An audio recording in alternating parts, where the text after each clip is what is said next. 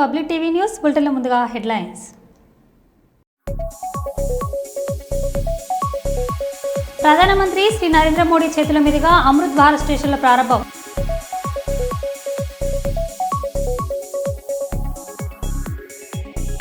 రాష్ట్రంలో కురుస్తున్న అకాల వర్షాలను కొనుగోలు కేంద్రాలు చెరువులు తలపించడంతో ఆందోళన చెందుతున్న రైతులు.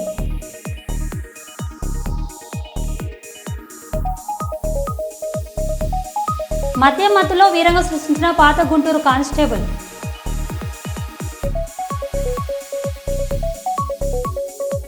మలేషియా జైల్లో మగ్గుతున్న తెలంగాణ వాసులను విడుదల చేయించిన కేటీఆర్.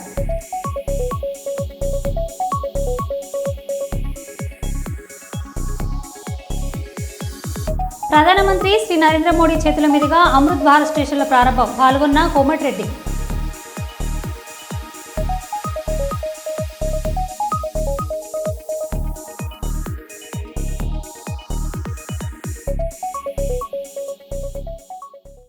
ఇక వివరాలకు వెళ్తే, రామగుండం నగరపాలక సంస్థ పరిధిలో రోడ్డు వెలుపులో భాగంగా కూల్చివేతల పర్వం కొనసాగుతుంది. ఈ మేరకు గురువారం గోదావరి ఖనిలోని ప్రధాన వ్యాపార కేంద్రమైన కళ్యాణ్ నగర్లో రామగుండం నగరపాలక సంస్థ పట్టణ ప్రణాళికల విభాగం ఆధ్వర్యంలో మార్కింగ్ చేసి ఉన్న భవనాలను జేసీబీ సాయంతో వంటం పోలీసుల బందోబస్తు మధ్య నేలమట్టం చేశారు. దీనిలో భాగంగా బీఆర్ఎస్ పార్టీకి చెందిన రామగుండం మున్సిపల్ కార్పొరేషన్ కాంట్రాక్టు కార్మిక సంఘం అధ్యక్షులు నడిపెల్లి మురళీధర్ రావుకు చెందిన భవనం కూల్చివేయడం చర్చనీయంగా మారింది. ఇదిలా ఉండగా గతంలోనే రోడ్డు వెలుపులో భాగంగా కళ్యాణ్ నగర్ కూల్చివేతలు జరిగాయి. తాజాగా గురువారం కళ్యాణ్ నగర్ చౌరస్తాలో మళ్లీ రోడ్ల వెడల్పుల పేరుతో కూల్చివేత చర్యలు చేపట్టడంలో వ్యాపారులు ఆందోళనకు గురయ్యారు.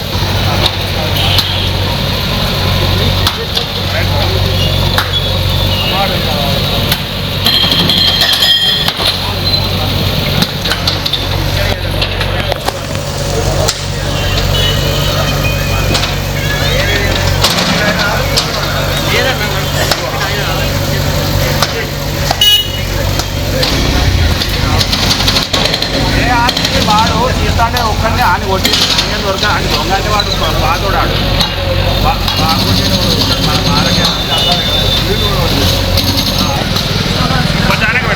ఈ జమాలైతే అయిపోయినాక పెట్టు ఇంకోటి అంది 50 రైలు మన సెంట్రిక్ రైలు వేరే ఇంకా ఒక ఎంతలా వేరే నేను ఇన్ని డీటెయిల్స్ పెడతలేదు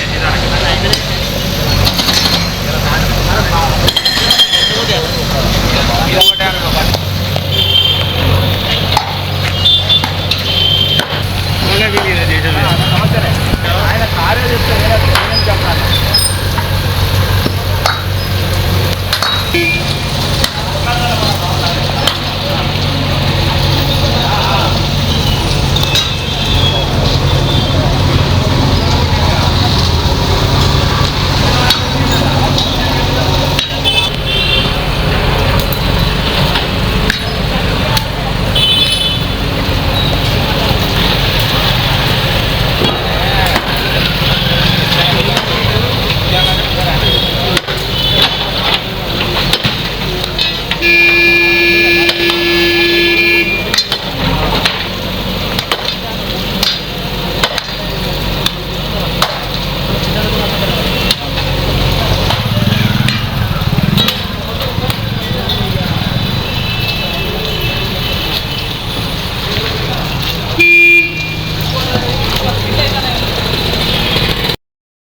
గుంటూరు మద్యం మత్తులో వీరంగా సృష్టించిన పాత గుంటూరు కానిస్టేబుల్ రాత్రి మిర్చి యార్డ్ సమీపంలో శ్రీరామ్ నగర్ వద్ద మార్గం మధ్యలో డివైడర్ ఢీకొట్టిన పాత గుంటూరు సిఐ సోమయ్య కార్ డ్రైవర్గా పనిచేస్తున్న కానిస్టేబుల్ ఘటన బయటికి రాకుండా గోప్యంగా ఉంచిన పోలీసులు.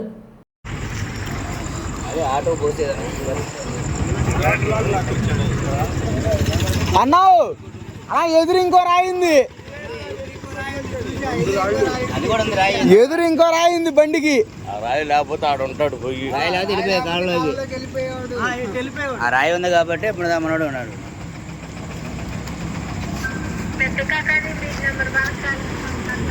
ఇప్పుడు మేము లాక్ తీయమంటే తీయలేదుగా. నువ్వు ఎవరు ఫోన్ చేసావు? ఎవరో ఫోన్ చేసావు, మేము లాక్ తీయమంటే తీయలేదు ఇప్పుడు దాకా.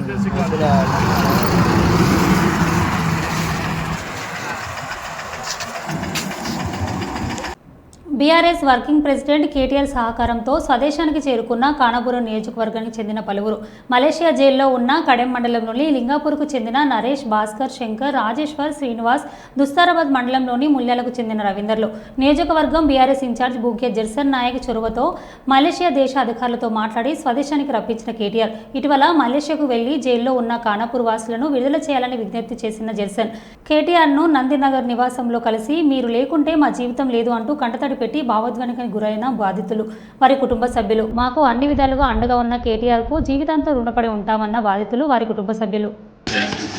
అల్యూమినియం ఫ్యాక్టరీ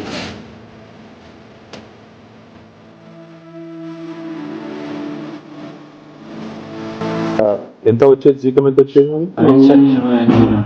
నెలకి 25,000. ఇంత ఉండు ఎక్కడ ఉండేది మరి?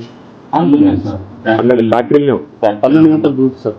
12 గంటలు డ్యూటీ. 12 గంటలు పొద్దున 7 గంటలకు ఇట్లా భోజనం వాళ్ళే పెడతారా? కేసు ఎట్లా అయింది అసలు? ఇది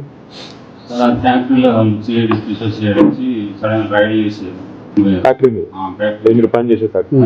ఎంతమంది పట్టుకుపోయింది? 22 మంది. చైనాలు 9 మంది. చైనాలు 9 మంది. మయన్మార్లో ఒకళ్ళు, మా ఇండియాలో 4, బంగాళలో 4, అక్కడ ఇండోనేషియాలో ఒక్కళ్ళు, పాకిస్తాన్ 2 ఉండే. అందరిని పట్టుకుంటారు. అందరిని పట్టుకుంటారు.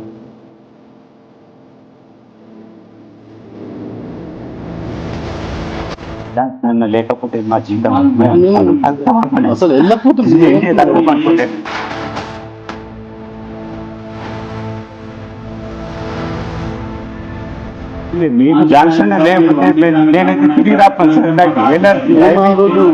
మరి గవర్నమెంట్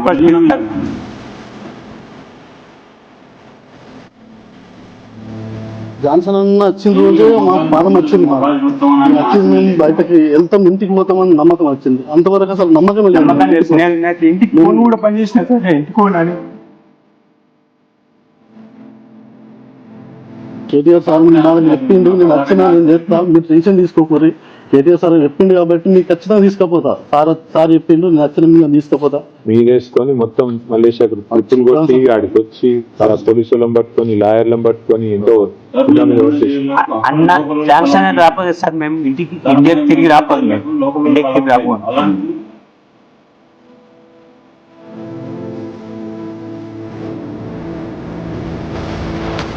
అంటే నాలాంటి పరిస్థితి ఎవరికి అంత చిన్న పిల్లల్ని పట్టుకొని బయటికి వెళ్ళలేక, లోపల ఉండలేక, అసలు తినడానికి కూడా బాగా కష్టమైంది.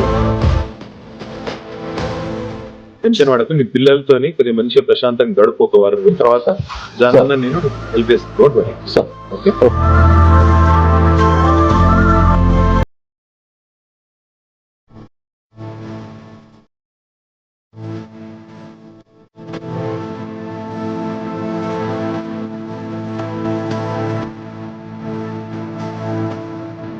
కుప్పంలో జరుగుతున్న శ్రీ ప్రసన్న తిరుపతి గంగమ్మ తల్లి జాతర సందర్భంగా ముఖ్యమంత్రి నారా చంద్రబాబు నాయుడు సతీమణి నారా భువనేశ్వరి సమేతంగా రాష్ట్ర ప్రభుత్వం టీడీపీ తరపున అమ్మవారికి పట్టు వస్త్రాలు సారి సమర్పించారు. ఆలయం వద్ద సీఎంని దంపతులను ఘనంగా స్వాగతం పలికారు.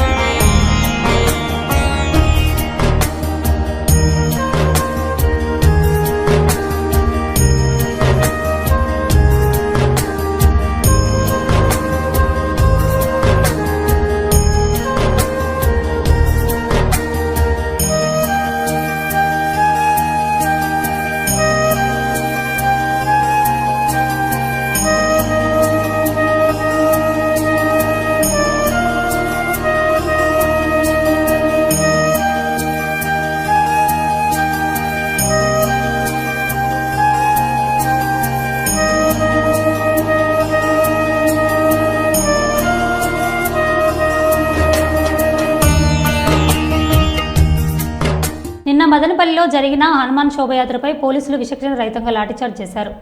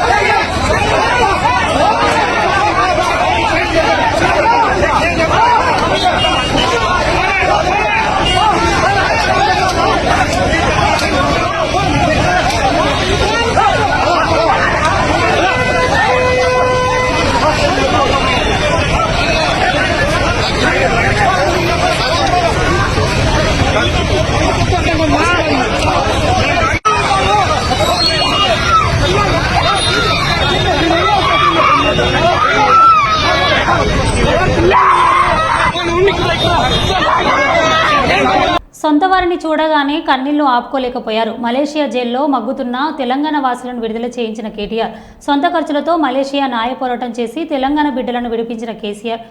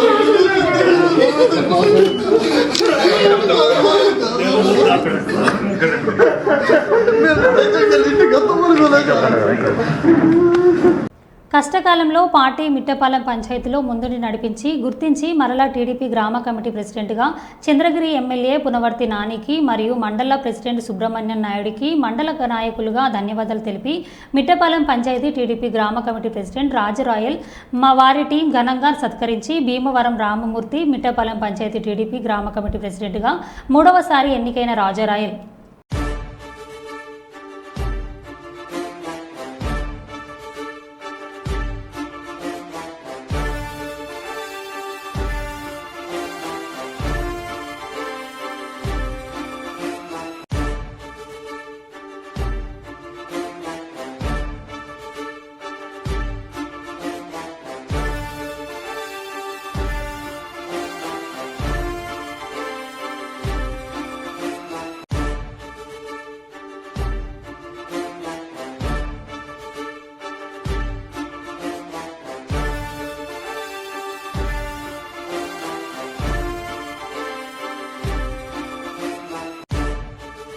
ప్రధానమంత్రి నరేంద్ర మోదీ చేతుల మీదుగా అమృత్ భారత్ స్టేషన్లను ప్రారంభం పాల్గొన్న మంత్రి కోమటిరెడ్డి. బేగంపేట, కరీంనగర్, వరంగల్ రైల్వే స్టేషన్లను ఆధునీకరించిన అమృత్ భారత్ స్టేషన్లను వీడియో కాన్ఫరెన్స్ ద్వారా ప్రారంభించిన ప్రధానమంత్రి శ్రీ నరేంద్ర మోదీ.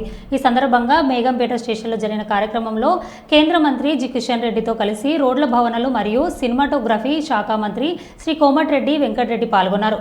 తెలంగాణలో రైల్వే మౌలిక వసతుల అభివృద్ధికి ఇది మరొక ముందడుగన్నారు. నల్గొండ కూడా హైదరాబాద్ తర్వాత పెద్ద జిల్లా, తిరుపతి గాని మద్రాస్ ఎక్స్ప్రెస్ గాని చాలా ట్రైన్లు పోయే రోడ్ అది. ఆ స్టేషన్ ని కూడా పనులు స్లోగా నడుస్తున్నాయి. దాన్ని కూడా వేగవంతం చేస్తూ మిర్యాలు కూడా రైస్ మిల్ ఏషియాలోనే పెద్ద సెంటర్ కాబట్టి ఆ స్టేషన్ ని కూడా అభివృద్ధి చేయాలని గౌరవ కేంద్ర మంత్రులు కిషన్ రెడ్డి గారిని ఇంకా కూడా తెలంగాణ అభివృద్ధి విషయంలో మొన్ననే గడ్కరీ గారిని తీసుకొచ్చి దాదాపు 6,000 కోట్ల రోడ్లకు కొన్ని ప్రారంభోత్సవాలు కొన్ని శంకుస్థాపనలు చేసుకున్నాం. ఆ విధంగా కేంద్ర మంత్రివర్యులు కిషన్ రెడ్డి గారు చొరవతోని ఇంకా కూడా కేంద్ర ప్రభుత్వం మీద ఎప్పటికప్పుడు మేము సమస్యలు తీసుకొస్తుంటున్నాం. వారు కూడా మాకు సహకరిస్తున్నందుకు ధన్యవాదాలు తెలియజేసుకుంటూ ఈ గట్కేసర్ లైన్ సంబంధించిన ల్యాండ్ ఎక్వేషన్ ప్రపోజల్ పంపించండి.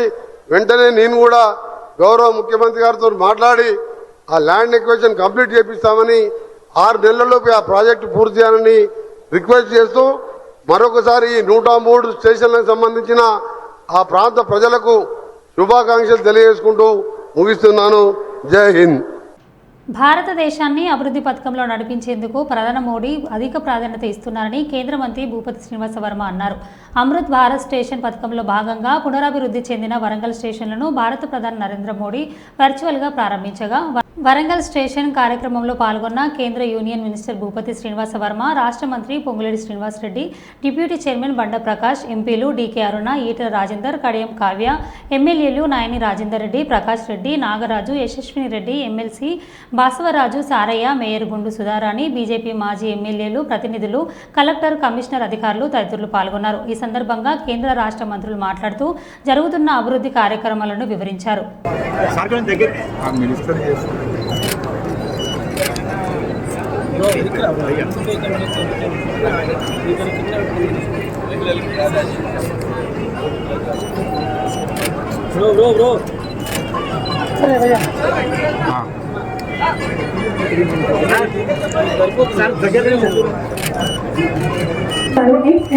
వేదిక మీదకి రావాల్సింది.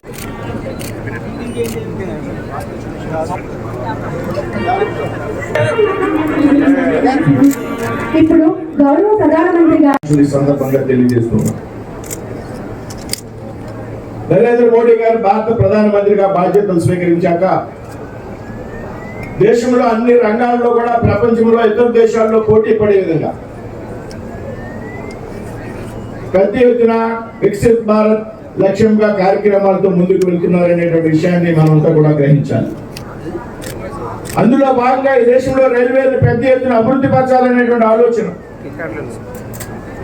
పెద్ద ఎత్తున డబ్లింగ్ లైన్లు చేపట్టారు, పెద్ద ఎత్తున వందే భారత్ రైలుని వినియోగంలోకి తీసుకొచ్చారు.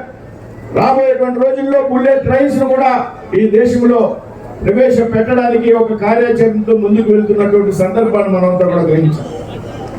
అంటే ఇదే సమయంలో ఏదైతే రైల్వే స్టేషన్స్ ఉన్నాయో చాలా సంవత్సరాల పాటు